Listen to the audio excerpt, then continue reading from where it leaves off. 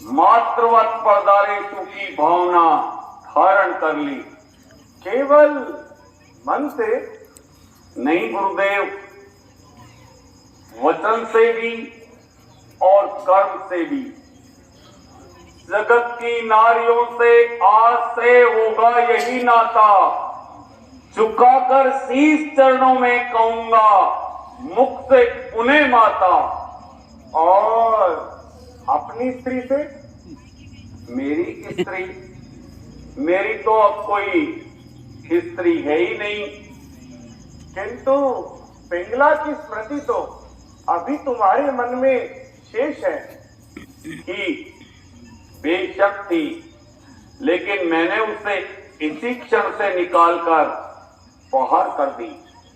अच्छा, तो इस धारणा को कार्य रूप में परिणित करके दिखाओ और रानी पिंगला से माता कहकर भिक्षा मांग कर लाओ। माता कहकर? क्यों, क्या कुछ संकोच है?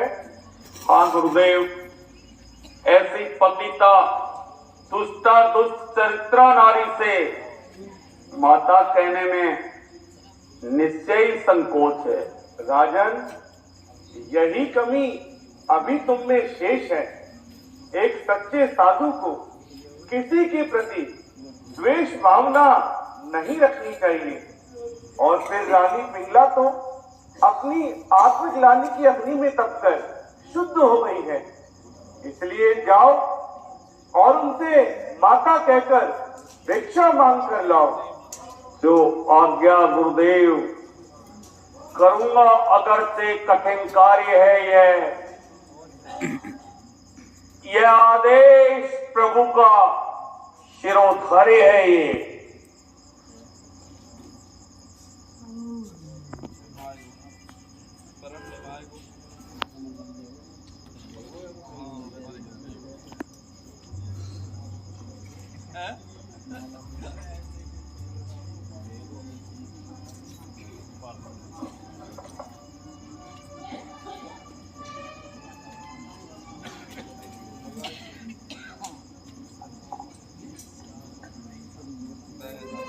अच्छा राजन, जाओ।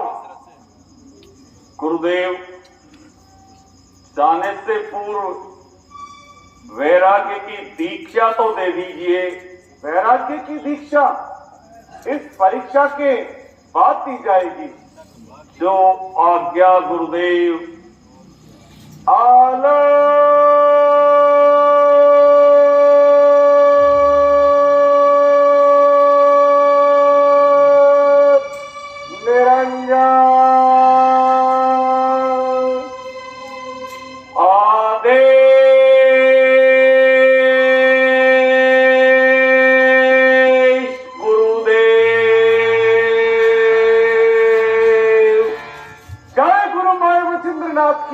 जय गुरु गोरखनाथ की। अलख निरंजन, अलख निरंजन, अलख निरंजन, अलख निरंजन, अलख निरंजन, अलख निरंजन, अलख निरंजन,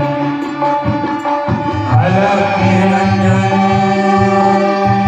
अलख निरंजन, अलख निरंजन, अलख निरंजन,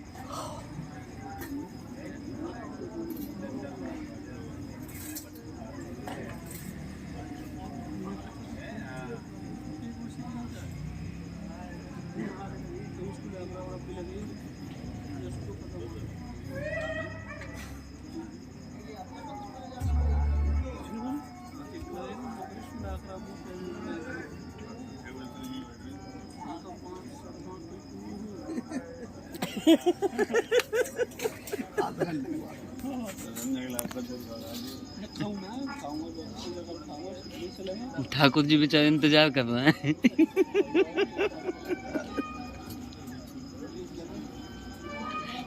अरे सुन, कोई बात नहीं, कचौरी तू खा लीजो, एक ठाकुर जी को रख लीजो, एक गोजा में रख लीजिए यार। तो अपने साथ साथ चले, यहीं बैठा है, चिंता मत करो।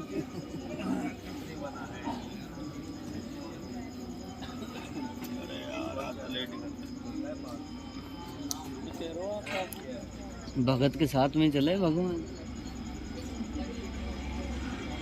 और भगवान साथ में भगत चले।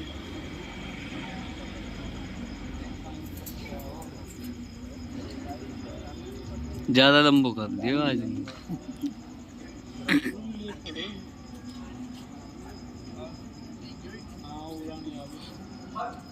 महाराजाधिराज, हमें महाराजाधिराज बनने की कोई अभिलाषा नहीं है विद्यासागर जी।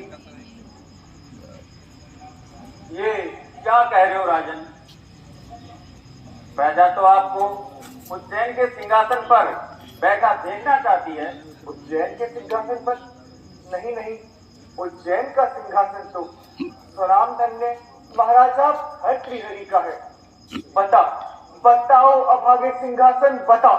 हम जाते वक्त अपने भाई साहब को तेरी गोद में छोड़कर गए थे, तूने उन्हें कहाँ भेज दिया? महासंपत्ति मिली थी तुझको, वह खुद ही स्वयं ही तूने गिराया अपने सर पे खुद बखुद, कोहे अलम तूने। फिर भी सिंहासन खाली नहीं रह सकता राजन। जो सिंहासन स्वराम धन्य महाराजा भर्तृहरि को अपनी गोद में ना बिठा सका, वह मुझ जैसे तुच्छ प्राणी को अपनी गोद में बिठाना किस प्रकार गवारा करेगा विद्यासागर जी? करेगा राजन, करेगा। यदि कांच और धातु से बने सिंहासन के दिव्या होती तो ये अपनी वफादारी का इजहार करता। यदि इसके आंखें होती तो ये अपनी दयनीय दशा पर आंसू बहाता। यदि इसके हाथ होते तो ये महाराज का दामन थाम लेता, और पांव होते तो साथ चलता। और आप भी उन्हें ना रोक सके? रोकना चाहा था, लेकिन उस विचित्र घटना ने मुझे खड़ा का खड़ा रख दिया। मैं समझता हूँ स्वामी भक्त विद्यासागर जी, मैं समझता हूँ आपकी भी उस समय वही दशा हो रही होगी जो इस समय मेरी हो रही है। अब आप शोक संताप को त्यागिए। यह अवसर शोक का नहीं, आनंद का है। आनंद का? क्या कहते हो प्रधान जी? भाई के वियोग में हमें शोक भी नहीं करने देते और कहते हो कि आनंद मनाओ। यथार्थ ही कहता हूँ राजन। क्या इसलिए कि आप हमें राजा बनाना चाहते हैं? नहीं नहीं, हम राजा कदापि नहीं बनेंगे। इसलिए नहीं, बल्कि इसलिए कि आपके बड़े भाई परम पद को प्राप्त हो गए हैं। बड़े बड़े योगियों ऋषियों को जो पद प्राप्त नहीं होता, वो उन्होंने पद को प्राप्त किया है। अब उन्हें संसार की कोई माया वृद्धावस्था सता नहीं सकती। ठीक कहते हो, शोक का नहीं, आनंद का ही समय है। हम भी इस शुभ अवसर पर जी भरकर आनंद मनाएंगे, परंतु किस तरह? राज्य त्याग कर। यह सत्य है। जब बड़े भाई विरक्त होकर सिंहासन छोड़कर चले गए और आप भी सिंहासन पर नहीं बैठना चाहते, तो आप बताइए कि शासन किस प्रकार चलाया जाएगा? सिंहासन को खाली देखकर प्रजा के मन से भय जाता रहेगा और वह एक प्रकार की क्रांति मचा देगी। मैं उस क्रांति को अपनी प्रेम बारी से बहा दूंगा, किंतु मेरे हृदय में जो क्रांति मची है उसे किस प्रकार शांत करूं विद्यासागर जी? वह कौन सी क्रांति है? कुल कीर्ति को कलंक लग जाने वाली बात। विद्रोह हो प्रजा में तो चुटकी में मिटाऊं, अभिमान मानियों का पल भर में मिटाऊं। आ जाए यदि सिंह भी तो मार गिराऊं। यमराज भी हो सामने तो है नहीं खाऊं।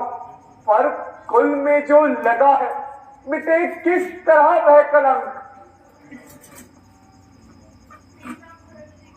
केकई का जिस तरह कलंक। ऐसा शुभ परामर्श देने वाली देवी आप कौन है? देवी देवी नहीं राक्षसी कहो।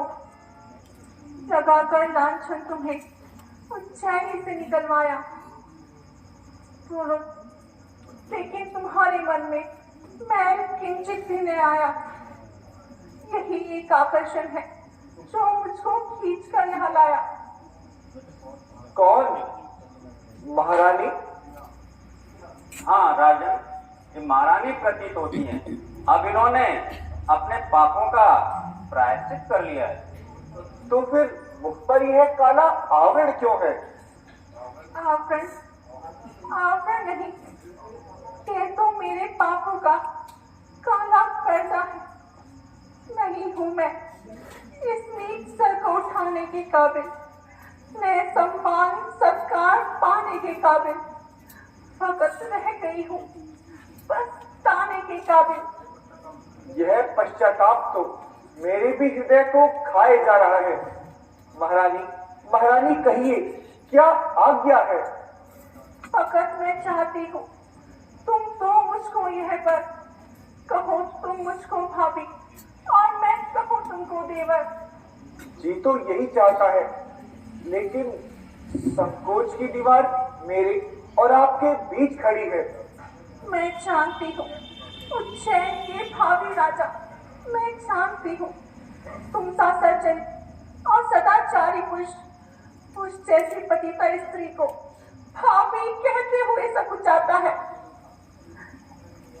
क्षमा क्षमा मुझसे नहीं, अंतर आत्मा से मांगिए। मनुष्य से नहीं, परमात्मा से मांगिए। राजन, मनहूस होने पर भी कोहिनूर हीरा संसार की श्रेष्ठ मणियों में स्थान पाता है। हलाहल होने पर भी विष भगवान शंकर के कंठ में स्थान पाता है। कलंकित होने पर भी महारानी विभूषित महाराजा भर्तृहरि की पत्नी है। आप इनके देवर हैं और ये आपकी भाभी है। सच कहते हो प्रधान जी। जी तो चाहता है कि इनके चरणों में सर रख दूं, परंतु संकोच की दीवार मेरे और इनके बीच खड़ी है। काले ही पड़ जाने दो। विद्वानों ने कहा है काले रंग से ही संसार के समस्त रंगों का उदय हुआ है। मेरे नाम का काला रंग महाराज की आंखों में न पड़ता तो उनके राग रंग में रंगी हुई आंखें कभी न खुलती। पुण्य और पाप का अनुभव इस जीवन में कर चुकी हूँ मैं। वे जीते जी अमर हो गए और जीते जी मर चुकी हूँ मैं। निश्चय हो गया है कि आपका मन अब निर्मल हो गया है। पश्चाताप की अग्नि में दब कर आपने अपने आप को शुद्ध कर लिया है। संसार देख ले, अब यह पाप मार्ग में चलने वाली स्त्री नहीं बल्कि धर्मदेव की अनुयायी परम सती है। मैं गर्व के साथ आपके मुख से यह काला आवरण हटाता हूं। माता, आप पहले भी देवी थी और अब भी देवी हैं। पहले उज्जैन की महारानी थी, अब राजमाता है। ऐसा है तो मुझे उज्जैन का ताज पहनकर प्रसन्न करो। जल्दी ना करो, चलो चलकर भाई साहब को ढूंढे। जैसे भी हो उन्हें महलों में वापस ले आए।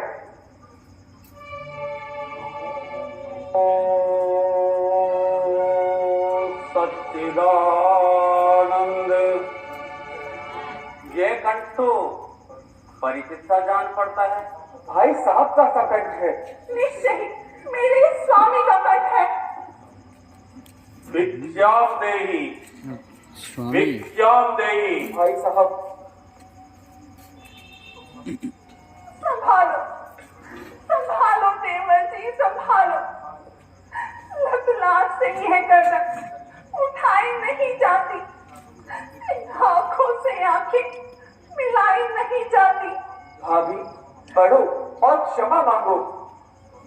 स्वामी, स्वामी, सदा सत्कार सेवा को यह दोनों हाथ के तक पर बनकर दिल का मरहम लगा दूं आपके चरणों पर, खड़े होकर के सर के बल छपूंगी नाम विश्वास पर।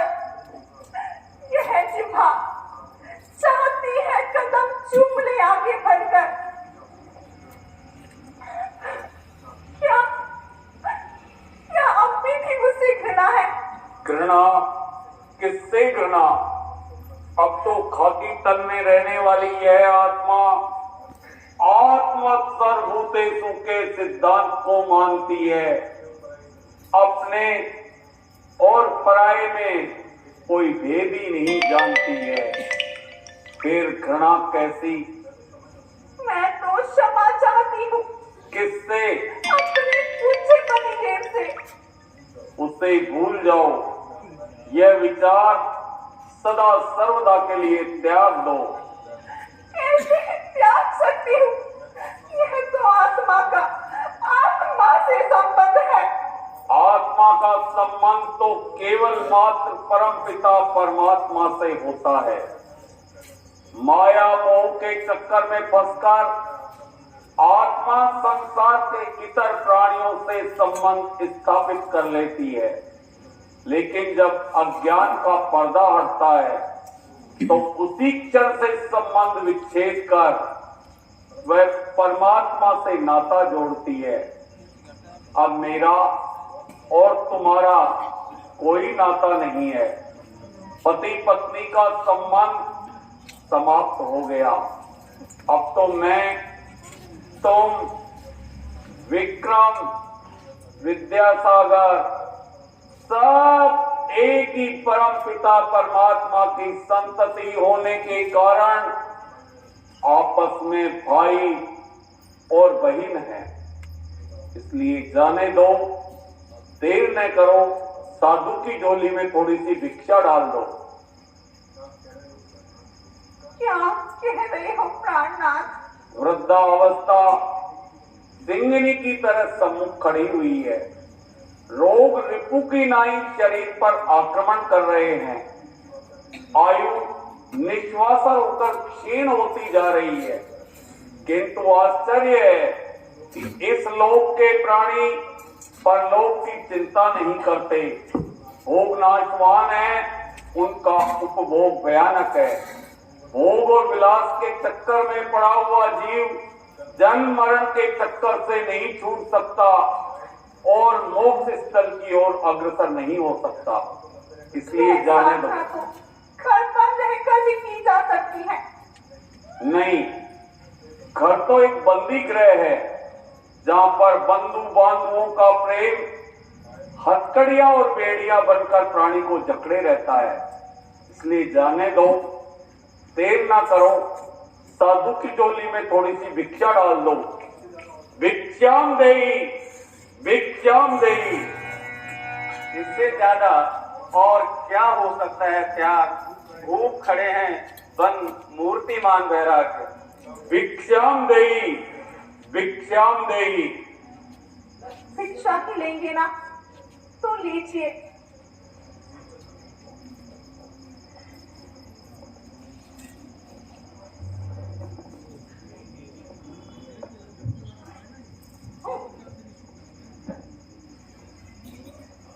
हरिश्चंद्र ने अपनी भिक्षा में उज्जैनी का त्याग किया था और मैं आपको यह ताज की भिक्षा देती हूँ। यह ताज अब इस विरक्त के हाथ में नहीं, बल्कि यह ताज अब इस शीश पर शोभा देगा।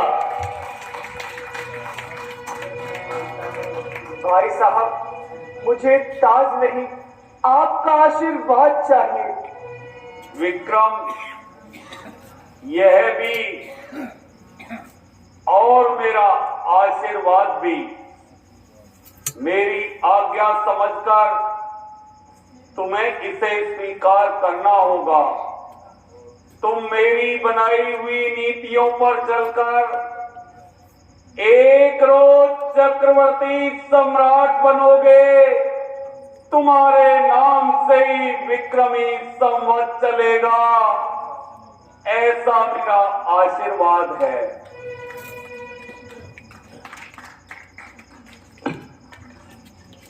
नहीं मिली, अभी तक भिक्षा नहीं मिली सर्प या हार को, बलवान शत्रु या परम मित्र को, मणि या पाषाण को, सेज या सैन को, तृण अथवा नारी के प्रेम को एक समान समझने वाला मेरा मन वसुदैव कुटुंबकम की भावना धारण करके वन में सदाशिव जपते हुए आयु बिताने की इच्छा रखता है।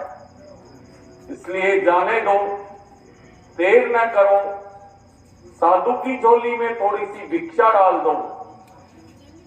भिक्षाम देहि, भिक्षाम देहि, माता भिक्षाम देहि।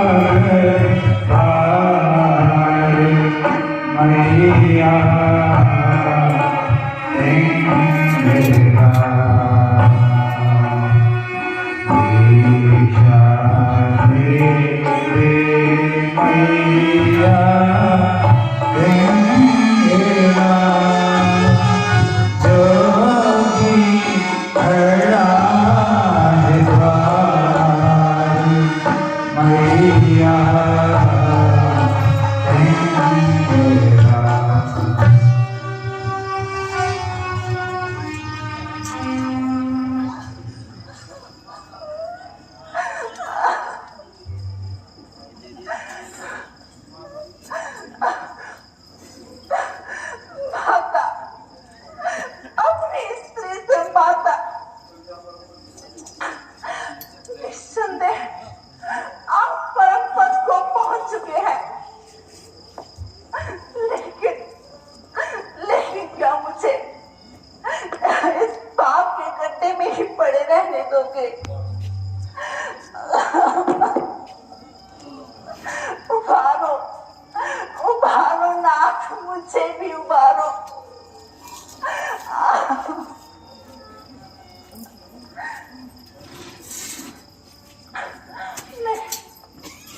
मैं खुद उठूंगी, तुम पारस हो, मैं लोहा हूं।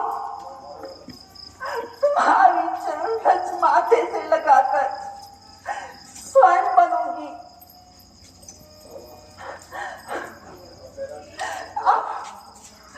अब तो वैरागी के सूर्य को ही